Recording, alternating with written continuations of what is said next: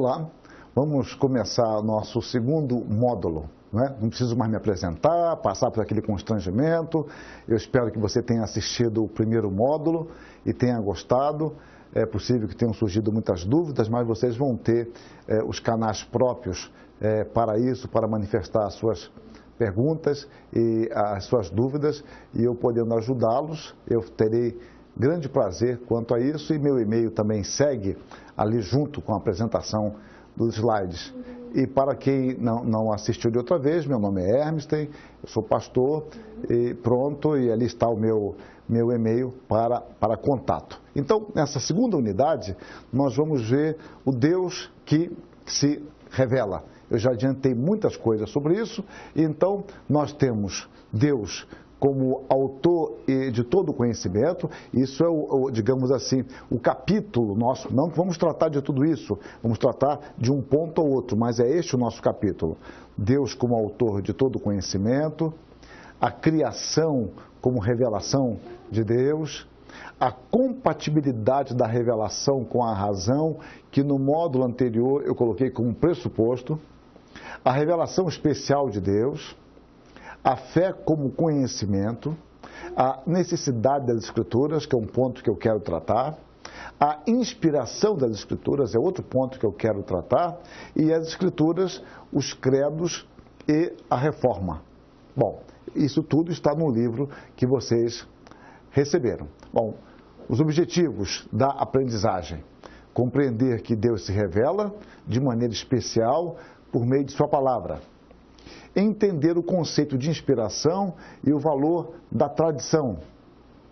Terceiro, estabelecer a importância de conhecer os principais catecismos protestantes. Mesmo que isso tudo não seja alvo de nossa exposição, mas tudo isso está em nosso texto. Então, o nosso plano de estudo, os tópicos que você vai estudar nesta unidade. Deus como autor de todo o conhecimento, você deve observar que nós vamos retomar algumas questões do primeiro módulo e aprofundar. A criação como revelação de Deus, a fé como conhecimento, a necessidade das Escrituras, os credos e a reforma protestante. Bom, à guisa de introdução, nós começamos a observar a questão da pressuposição, que eu falei na aula anterior e demorei até um pouco mais falando sobre isso. É que a Bíblia, ela já parte de uma pressuposição. Ela começa já em cima de uma pressuposição. Qual é a pressuposição? A pressuposição é que Deus existe. A Escritura não começa falando, olha, há um Deus que existe por si mesmo, etc. Começa dizendo, no princípio criou Deus os céus e a terra. Moisés, ele faz um resumo disso no Salmo 90, quando escreve: antes que os montes nascessem e se formassem a terra e o mundo, de eternidade a eternidade tu és Deus. A Bíblia não se preocupa em discutir sobre Deus, especular sobre Deus. Deus já começa falando, se revelando e agindo. E Deus se revela já criando os céus e a terra, conforme o que nos ensina a Escritura. Então, Moisés, por revelação direta de Deus, registra de forma inspirada.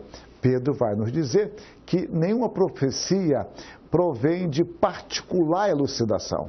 Pelo contrário, homens santos falaram da parte de Deus, movidos pelo Espírito Santo. Então, Moisés, inspirado por Deus, ele não falou por particular descoberta dele, mas ele, inspirado por Deus, diz, ele quando vai narrar os atos criadores de Deus, sem se preocupar em falar com mais detalhes a respeito daquele que, mediante a sua palavra, faz com que do nada surja a vida, criando o universo, estabelecendo suas leis próprias e avaliando a sua criação como boa. Então, ele registra isso, como eu falei, no princípio criou Deus, e Deus cria os céus e a terra, e chega ao homem, e o próprio Deus que planeja, executa, e agora ele avalia.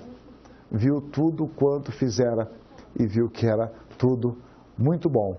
Moisés, ele então apenas apresenta o Deus Todo-Poderoso, exercitando o seu poder de forma criadora, segundo o seu eterno propósito. Deus existe. Então, este é o fato pressuposto em toda a narrativa da criação. Deus existe, é o Senhor Todo-Poderoso e Ele dirige todas as coisas. Deus cria segundo a sua palavra e isso nos enche de admiração e reverente temor. Deus fala e as coisas acontecem. Deus cria por meio da palavra. Ele faz gerar do nada aquilo que Ele deseja que assim aconteça e aquilo que Ele deseja que surja. Bom, a palavra de Deus, e isso também tem uma outra implicação. Essa palavra é o verbo criador, que manifesta a determinação e o poder de Deus, o qual criou todas as coisas com sabedoria. Então Deus opera poderosamente por meio da sua palavra. A palavra de Deus, ela ecoa por toda a Escritura. Então, por meio da sua palavra, Ele cria, por meio da sua palavra, Ele salva, por meio da sua palavra, Ele transforma, e tudo isso em sabedoria.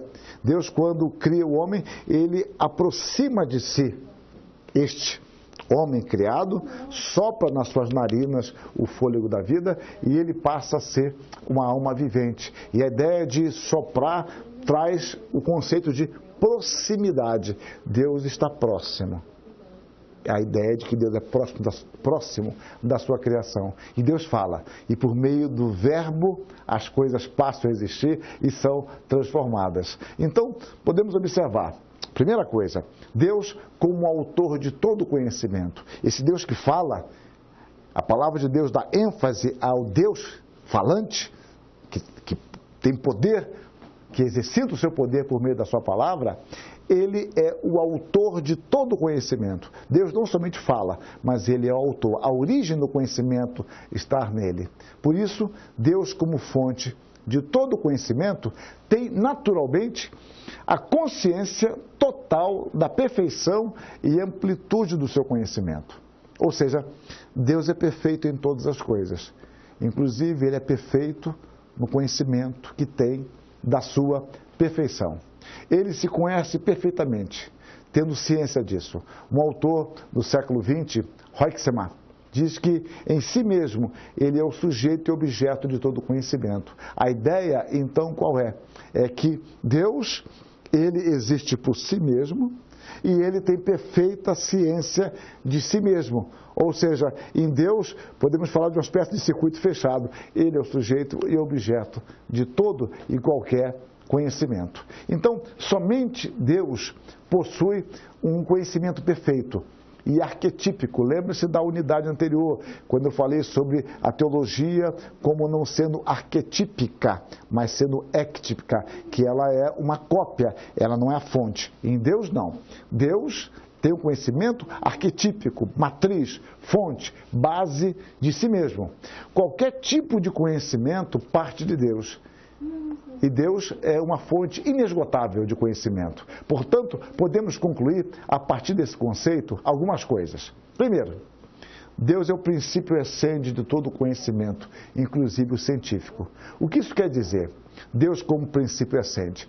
Deus como princípio essente significa que a essência de todo conhecimento parte de Deus. Ele é o principium. A gente usa uma expressão latina, que tem a ideia de começo de tudo. Ela é uma derivação do conceito grego de arquê, princípio, né, que os pré-socráticos gastaram tanto tempo querendo saber do arquê de todas as coisas. Então, daí a ideia de arquetípico e também a ideia de princípio. Todo conhecimento parte de Deus. Ele é o princípio essencial de todo conhecimento, inclusive o científico.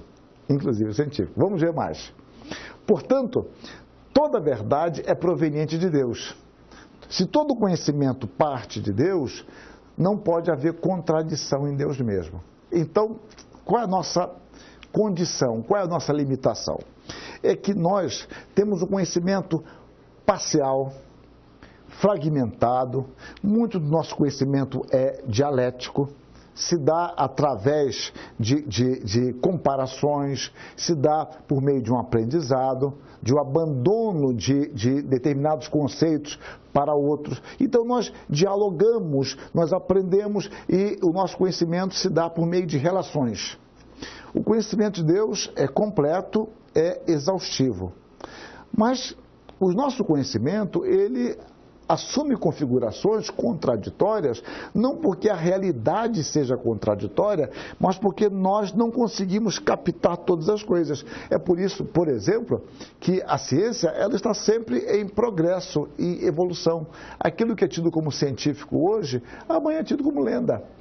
E o que é lenda hoje, amanhã pode ser considerado como científico, e nada impede do que aquilo amanhã, considerado como científico, depois de amanhã se verifique que é uma lenda, porque nós estamos a caminho, buscando um conhecimento maior. Karl Popper trabalhou bem isso no campo da ciência, propriamente dita, né? Que a ciência sempre é provisória, uma ciência definitiva é uma utopia.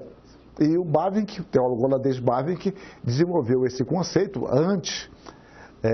bem antes, né, já no século XIX, ele vai trabalhar com esse conceito de ciência e teologia. Bom, mas voltando ao nosso ponto. Se todo conhecimento parte de Deus, se a origem de todo conhecimento está em Deus, de todas as áreas, a fé e a ciência não podem se contradizer. E eu nem vou discutir aqui a questão de fé e ciência, porque não é o meu alvo. Eu já trabalhei com isso em outros lugares, em outros textos, discutindo a questão de que a ciência, ela depende essencialmente de fé. Só que nós chamamos esta fé de pressuposição. Bom, mas esquecendo isso, que não é meu alvo de exposição agora, a ciência e a fé não se contradizem, porque o mesmo doador da fé é o criador das verdades científicas. Então, quando há uma contradição ou aparente contradição entre elas, o que está acontecendo? O que acontece é que a nossa compreensão que é limitada. É isso que eu estou dizendo. Quando ambas parecem contraditórias, é porque há uma compreensão errada da fé, ou a ciência não é ciência, está elaborando erro. E como o nosso conhecimento é provisório e nós estamos caminhando, então essa compreensão, ela caminha a favor do progresso, da evolução, no sentido de maior compreensão daquilo que é tido como científico e uma maior compreensão da palavra de Deus. Então, o cientista e o teólogo devem caminhar com perseverança e com muita humildade dentro das esferas do seu saber. Bom, então, humildade, ambas as partes, teólogo, pastores, na interpretação da palavra, sempre em submissão ao Espírito, sem cair num dogmatismo ingênuo, porque muitas vezes você afirma coisas de forma peremptória, de forma convincente, mas arbitrárias, né? Que seria um dogmatismo ingênuo.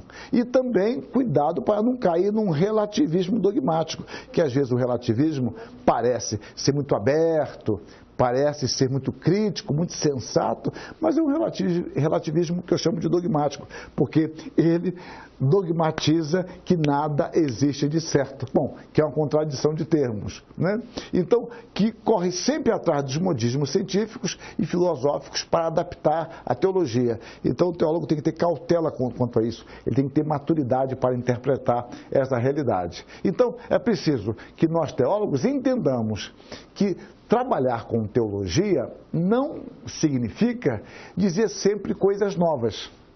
Embora reconheçamos, como diz o Berkouwer, né, um teólogo holandês do século XX, as situações novas que ameaçam a salvação dos homens. Mas nós não estamos atrás de dizer coisas novas.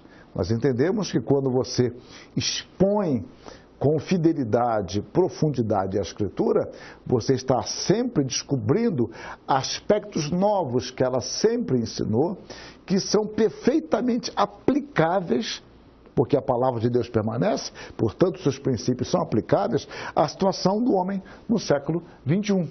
Então, por outro lado, precisamos entender que a palavra de Deus é mais rica do que quaisquer dogmas.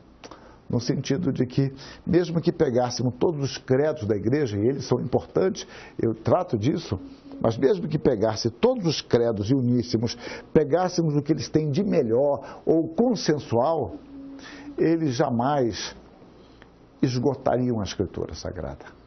A Escritura é mais rica do que todo e qualquer pronunciamento eclesiástico.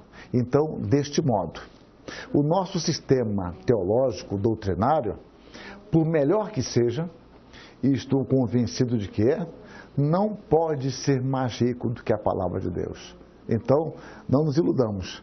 A palavra é mais rica do que um sistema teológico por parte de um teólogo, de alguns teólogos, ou mesmo por parte de um credo que reflete o conhecimento, a compreensão de uma igreja, de uma denominação em determinada época. Voltemos sempre à palavra. Berkouwer observou com precisão. Porventura, a Escritura não é mais rica do que qualquer pronunciamento eclesiástico, por mais excelente e atento ao verbo divino que esse possa ser? A pergunta dele é muito eloquente.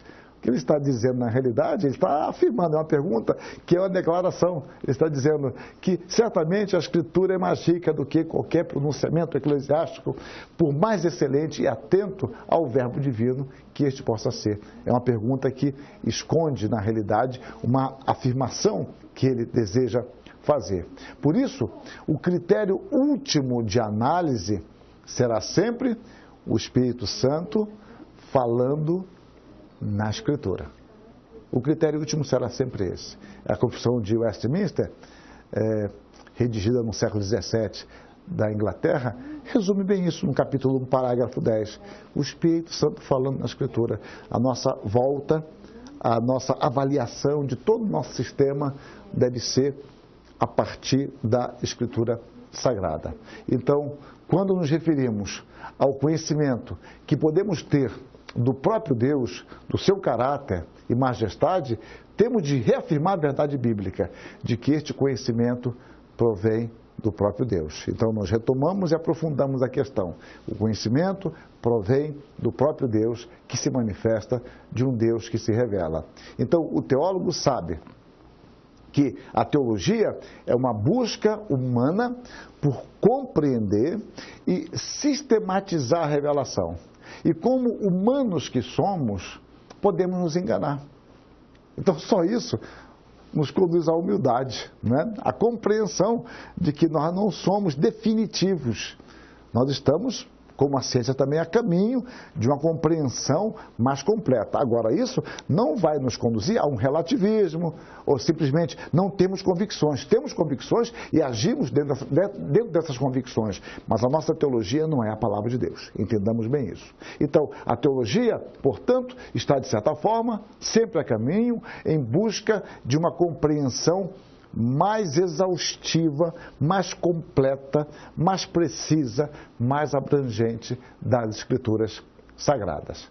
Então, Deus, como causa primeira de todo conhecimento, já que Ele é o princípio essente de tudo, proporciona ao homem, por meio da sua criação, a natureza, a oportunidade e responsabilidade de conhecer a realidade do mundo físico. Ou seja, Deus nos dá a natureza, a sua criação, como uma possibilidade concreta, real, adequável, para que nós possamos conhecer a realidade deste mundo.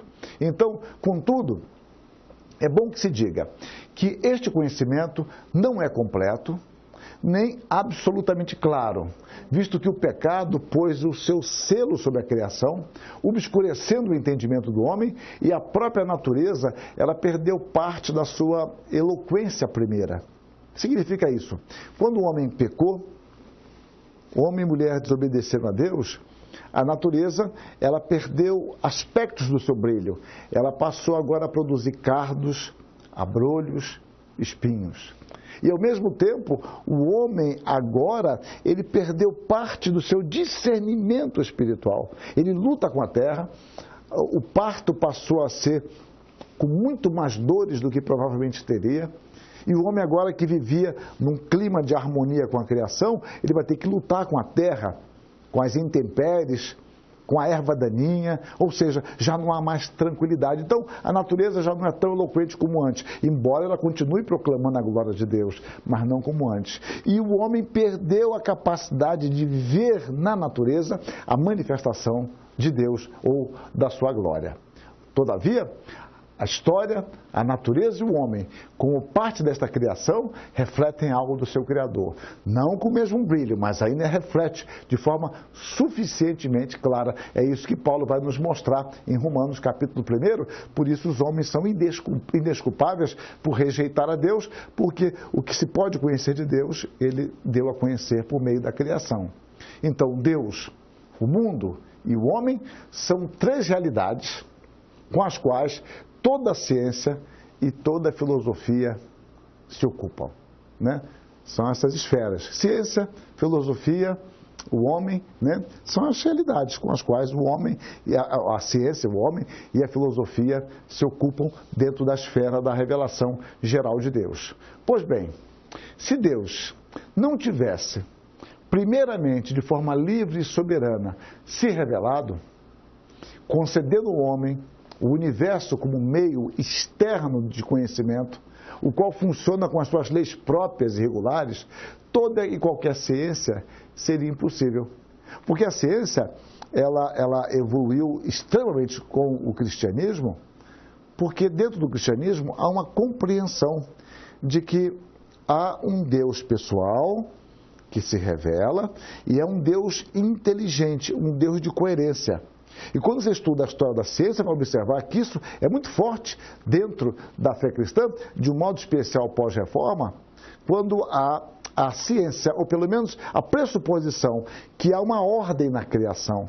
Eu posso não entender como funciona esta ordem, mas há uma ordem porque o nosso Deus é um Deus de ordem. Então eu posso buscar esta ordem para entender como isso funciona e a partir daí criar minhas hipóteses, criar as teorias e, se for o caso, chegar às leis. Então você observa que isto ocorreu com os grandes cientistas. Posso colocar Descartes, posso colocar Francis Bacon, Isaac Newton, Leibniz, e mesmo chegando no século XVIII e XIX, por exemplo, com Immanuel Kant, né, que era um pietista, digamos assim, praticante. Então a ideia de ordem foi muito importante para a ciência. E se não houvesse a revelação de Deus, não haveria ciência. Não pensemos, contudo, é importante também frisar isso, que Deus criou o mundo apenas para satisfazer a curiosidade humana. Deus o fez como um testemunho da sua glória. Deus ainda hoje não deixou de dar testemunho da sua existência. Agora, isto é uma percepção que podemos ter biblicamente. O apóstolo Paulo, lá em Atos 14, 17, diz que Deus não deixou de dar testemunho de si mesmo, da sua bondade. Como isso? Ele nos dando suas bênçãos, nos dando as estações frutíferas, nos dando o sol e a chuva. Então, ele entende como uma demonstração da existência e da bondade de Deus. Deus está ativo, preservando a sua criação para o fim proposto por Ele mesmo. E assim Deus age. O Bettner, um teólogo do século XX, ele escreve: Deus não é mero espectador do universo que Ele criou. Ele está presente e ativo em todas as partes, como fundamento que sustenta tudo e o poder que governa tudo que existe. É a ideia de uma doutrina chamada da providência de Deus. Deus governa todas as coisas e dirige todos os fenômenos para a consecução do seu propósito, daquilo que ele tem em vista conforme o seu plano eterno. A Bíblia atesta este fato amplamente, que Deus preserva todas as coisas com o seu poder, que Deus faz tudo conforme o seu decreto, conforme o seu conselho. Deus faz todas as coisas, como diz Paulo, conforme o conselho da sua vontade. Isso faz eco ao Salmo 115, que diz que Deus faz todas as coisas como lhe aprouve. Bom, vamos ver agora a necessidade da Escritura, ou das Escrituras. Por que foi necessário que a Bíblia fosse escrita? Eu falei um pouco sobre a revelação geral, relacionei isso com a ciência, mas por que foi necessário que a Bíblia fosse escrita? Eu chamo aqui de necessidade primária.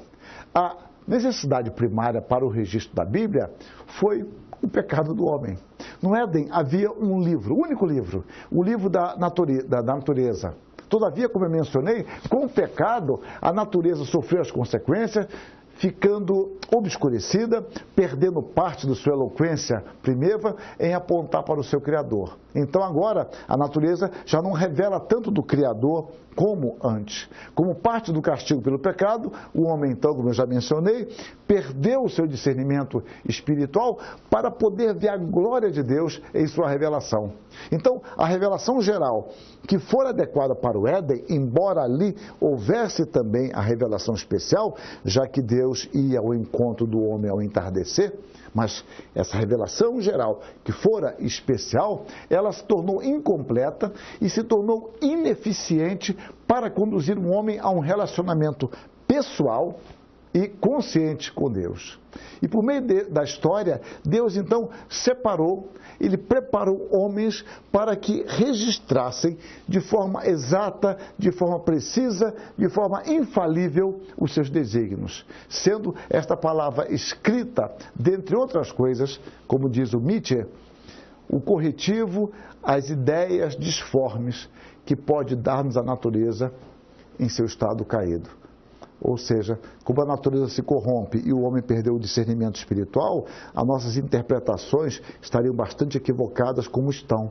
E a palavra de Deus se tornou necessária, escrita, para que ela nos corrigisse, para que ela nos desse um novo direcionamento. Não é que a revelação geral ela seja imperfeita no sentido de que ela não nos possibilita um conhecimento adequado de Deus. É que ela não tem o mesmo brilho, como eu falei, e ao mesmo tempo o homem perdeu a capacidade de enxergar isso com clareza. E é somente um homem que nasceu de novo que pode olhar e falar: os céus proclamam a glória de Deus, o firmamento anuncia as obras de suas mãos, como diz no Salmo 19. Mas isso é um homem transformado que consegue ter este discernimento. Então, desta forma, a Bíblia tem um caráter instrumental e um caráter temporário, embora seus efeitos sejam verdadeiros, ou seja, os seus ensinamentos são verdadeiros e permanecem, mas a Escritura foi nos dada para esse período de tempo nosso, aqui, de história de vida. Então, o que estamos querendo dizer é que na eternidade não haverá mais a Bíblia, nós não precisaremos mais disso, nós apenas teremos uma visão mais ampla e completa daquilo que ela apontava, ou seja, teremos uma visão ampla, experimental, daquilo para o qual ela apontava. É como disse um pensador puritano, né? Ela é um guia seguro para o céu, apenas isso. E ela apontava para a vitória do Cordeiro, e agora nós poderemos, de fato, usufruir disso. Então, como consequência lógica do argumento anterior, podemos observar que a Bíblia foi escrita para registrar de forma cabal ou completa e inerrante a vontade de Deus referente ao nosso aqui e agora, e a um lá e o depois. Ela se refere a um lá e o depois também, evitando assim os desvios naturais, fruto do pecado humano. Ela corrige as nossas visões, os nossos equívocos na interpretação da revelação geral. Por isso, só se considera adequada a revelação de Deus contida na Bíblia, porque ela é completa e ela foi preservada por Deus. Somente por meio da Escritura, o homem pode ter um conhecimento de Deus livre de superstições. A Bíblia, como palavra inspirada de Deus, como uma palavra inerrante de Deus, dá ao homem a resposta adequada às suas necessidades espirituais. Necessidades estas que ele carece que sejam atendidas. E, ao mesmo tempo, essa Escritura, ela aponta para Jesus Cristo e para o poder de Deus. E é isso que Jesus Cristo nos fala. Errais, não conhecendo as Escrituras, e o poder de Deus.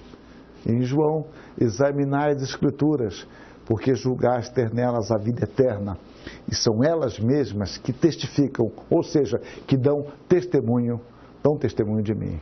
Então, nas Escrituras, nós encontramos a esperança da vida preparada, realizada e consumada pelo Deus triuno. A Escritura, ela foi escrita, como diz Paulo, para que nós tenhamos esperança.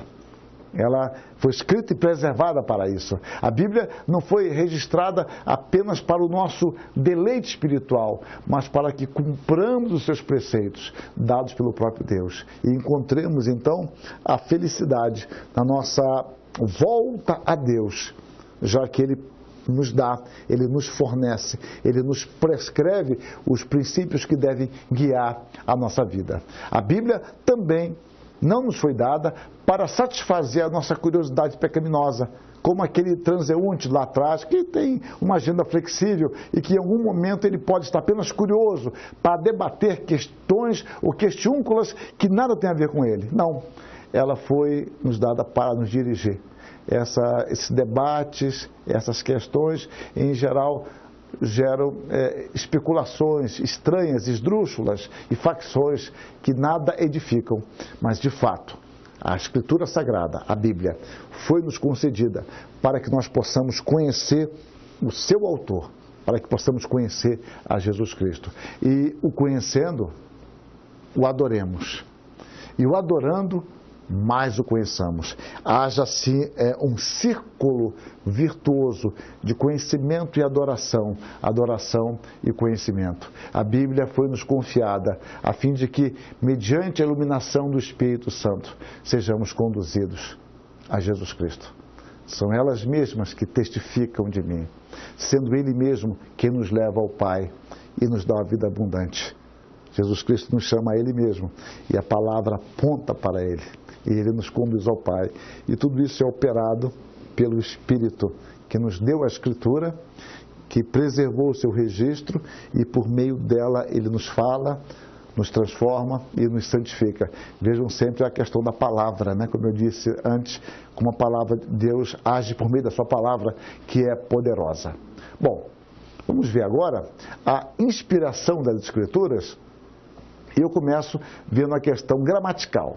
A palavra inspiração, ela não ocorre de fato no Novo Testamento grego. A palavra é decorrente de uma tradução interpretativa, lá em 2 Timóteo 3,16, que diz: toda a Escritura é inspirada por Deus. A expressão inspirada por Deus provém de um único termo grego, não é? Que é o theopneustos, que é uma palavra, como eu falei, que só ocorre aí.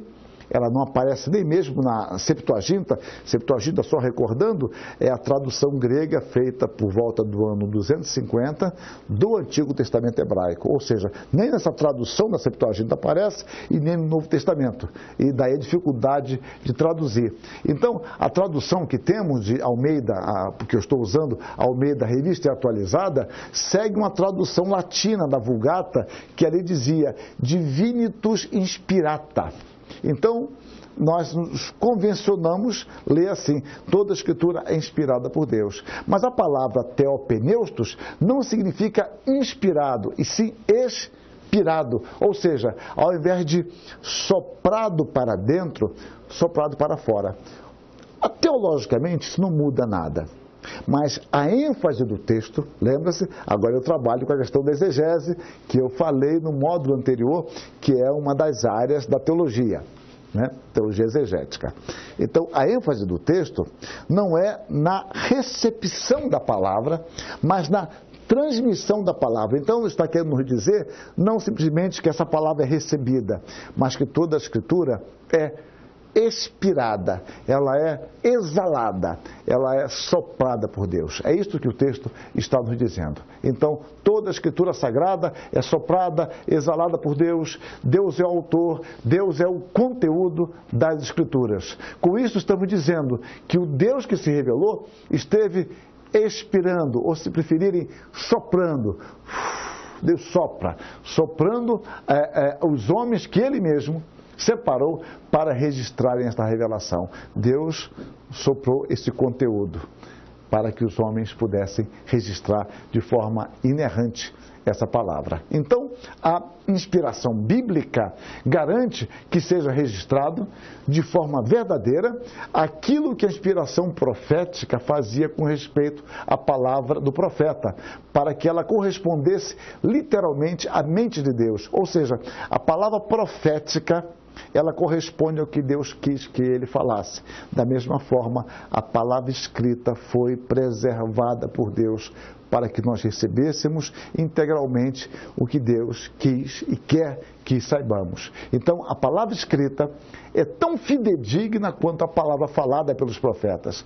Ambos foram inspirados ou expirados, exalados por Deus. Então, a Bíblia é o registro infalível da palavra de Deus.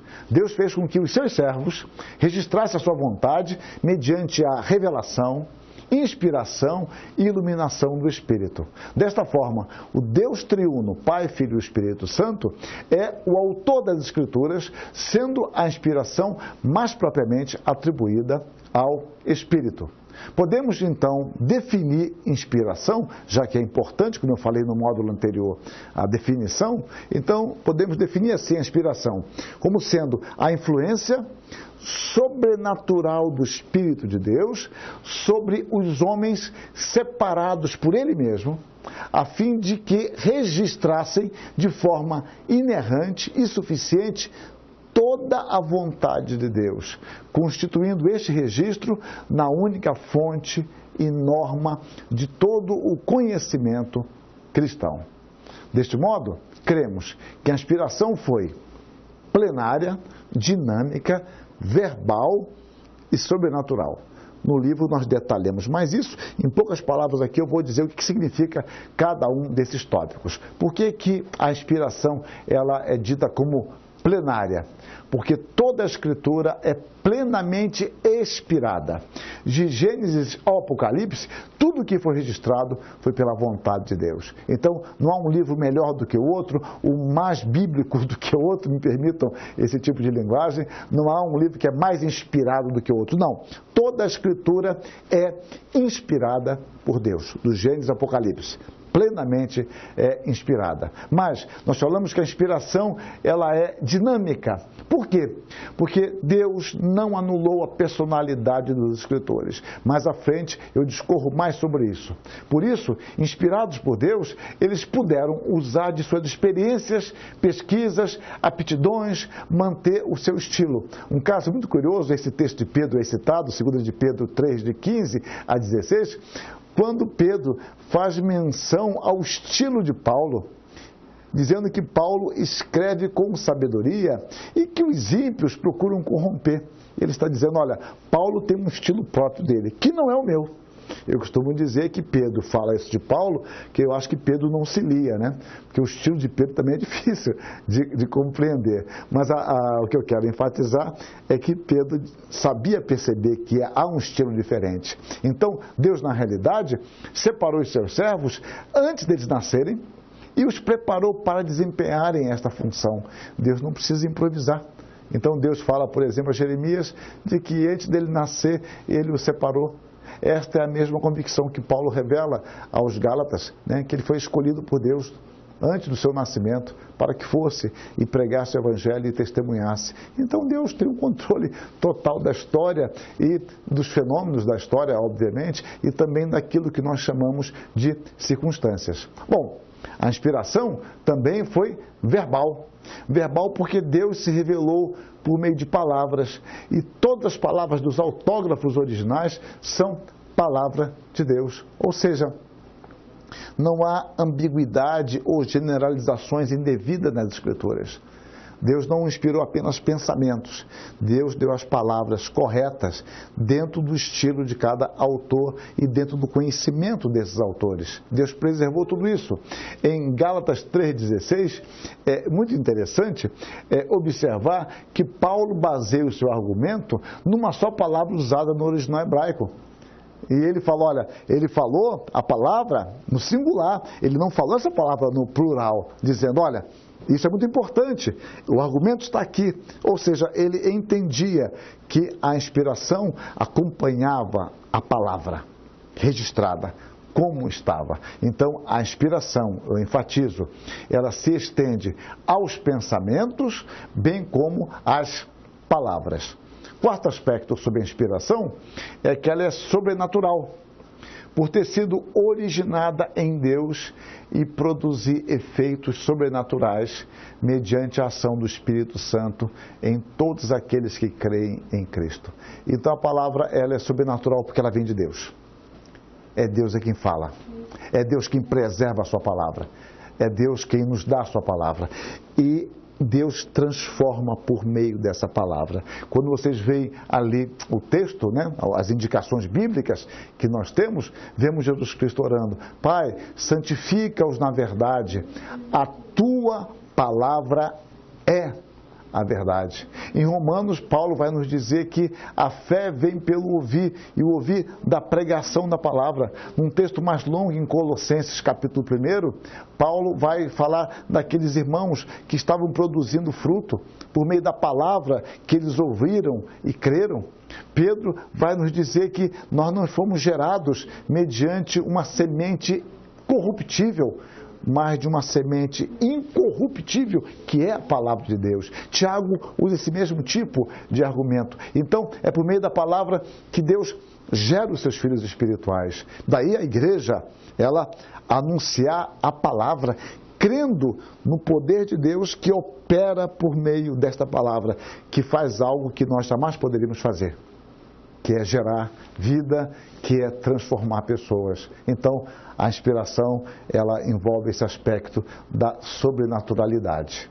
Bom, vejamos agora o papel dos escritores sagrados. Bom, qual foi o papel dos escritores sagrados nos seus respectivos registros? Parte disso eu já mencionei e outra não. Vamos colocar primeiramente um papel passivo. De que forma os escritores foram passivos? Eles foram inteiramente passivos no sentido de que não interferiram na ação de Deus em se revelar. E também no fato de que não expressaram a sua natureza pecaminosa.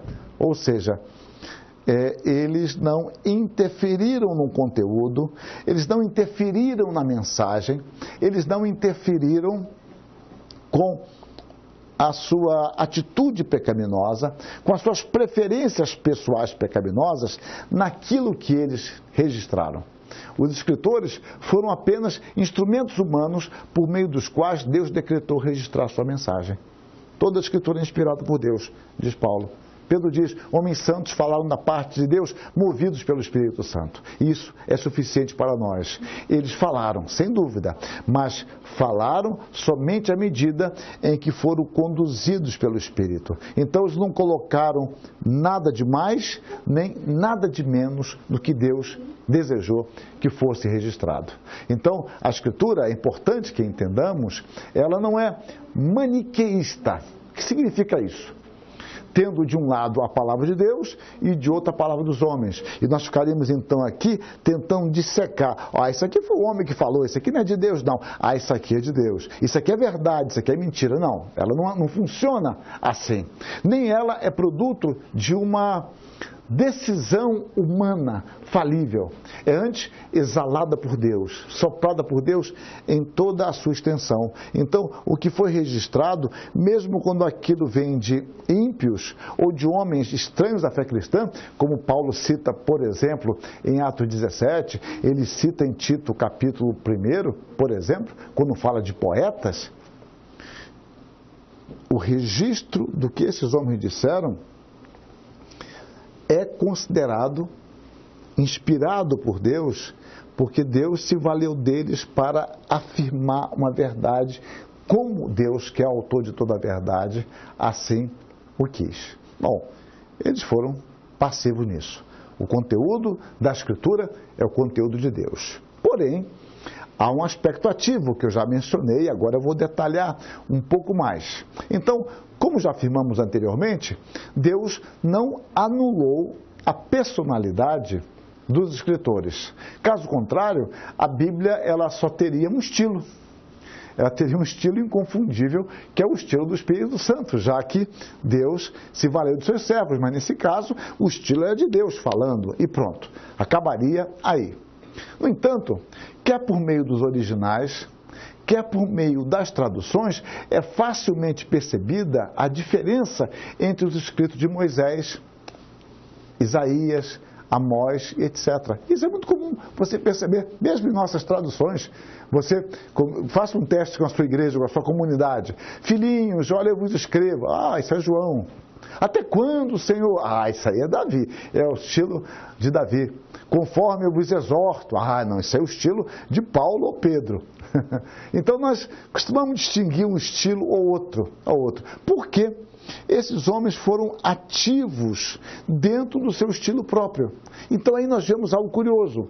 Da mesma forma, é perceptivamente claro as características próprias. Paulo, João, Mateus, Marcos e Lucas. Quando você lê Mateus, por exemplo, você vê uma preocupação de Mateus. É claro que aí não é apenas o estilo, é o propósito, mas serve para ilustrar como Mateus usa o Antigo Testamento para que se cumprisse.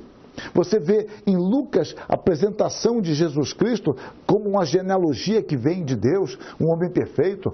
E como Lucas, por exemplo, dá nome técnicos a doenças, ele tem uma percepção muito clara disso, das doenças, já que ele era médico. Há outras curiosidades, como Lucas dá ênfase aos cânticos na Bíblia, canto de Maria, canto de Simeão, como é comum isso. Mas a Lucas também é um evangelho que dá mais ênfase às mulheres, é muito curioso. Marcos, você vê mais a agilidade de Marcos, logo, imediatamente, em seguida, é o evangelho mais breve. Então, claro, como eu disse, aí também tem a ver o objetivo de cada um, mas nós percebemos o estilo. Portanto, podemos afirmar que, de certa forma, cada livro da Bíblia é fruto do estilo literário do seu autor humano, que a gente chama de autor secundário. Por isso, dentro da inspiração, há lugar para assuntos pessoais, como, por exemplo, a Epístola de Paulo a Filemon, e há espaço para recomendações de preocupações específicas. Paulo, por exemplo, ele devolve, ou estimula que Onésimo, que aparentemente roubou algo do seu senhor, que volte, que devolva, que confesse. É uma carta muito pessoal, e alguém pode perguntar, mas por que essa carta está na Bíblia? Então ali você vê o exercício da justiça, do amor, do arrependimento, do perdão, numa carta pessoal. Você vê Paulo, por exemplo, ele pedindo a Timóteo que mande a sua capa, uma capa que ele deixou na casa de Carpo, pede os seus pergaminhos. Então, Paulo tinha carências físicas, espirituais, ele sabia do inverno que chegava, ele estava preso, então ele queria a sua capa para certamente aquecer o seu corpo, queria os livros, queria os pergaminhos para aquecer o seu coração. Mas há esse pedido, há essa orientação de Paulo, ou seja, ali é Paulo, no uso de sua personalidade, avaliando as situações, dentro do que ele necessitava, dentro do que ele queria, e a Bíblia preserva isto. Então você observa que estes homens foram perfeitamente ativos com as suas preocupações específicas. Então, esta compreensão harmoniza-se perfeitamente com a soberania de Deus. E isso é magnífico para nós. Deus decretou e controlou os eventos, proporcionando o quê? As condições para que os seus servos se tornassem, como eu coloco entre aspas, naturalmente aptos para a tarefa que Ele mesmo lhes confiaria. Ou seja, Deus não precisa de improvisação. Deus não precisa se submeter a acidente. Ele tem o controle de todas as coisas. Antes de nós nascermos, Ele já nos conhecia e nos amava.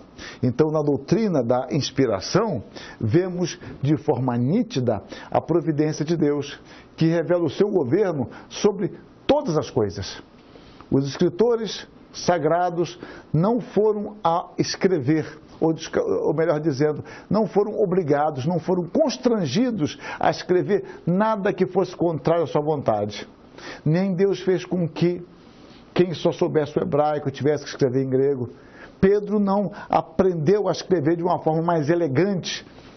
O estilo de Pedro é mais pedregoso do que o estilo de Paulo. O estilo do escritor de Hebreus, que não sabemos quem era, é um estilo mais nobre do grego. Lucas, da mesma forma. Então, os estilos vão variando. Então, esses homens foram perfeitamente ativos nisso.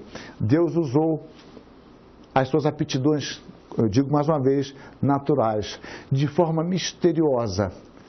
de tal forma que o produto final fosse o registro inerrante da palavra de Deus e ao mesmo tempo houvesse a expressão da individualidade de cada escritor.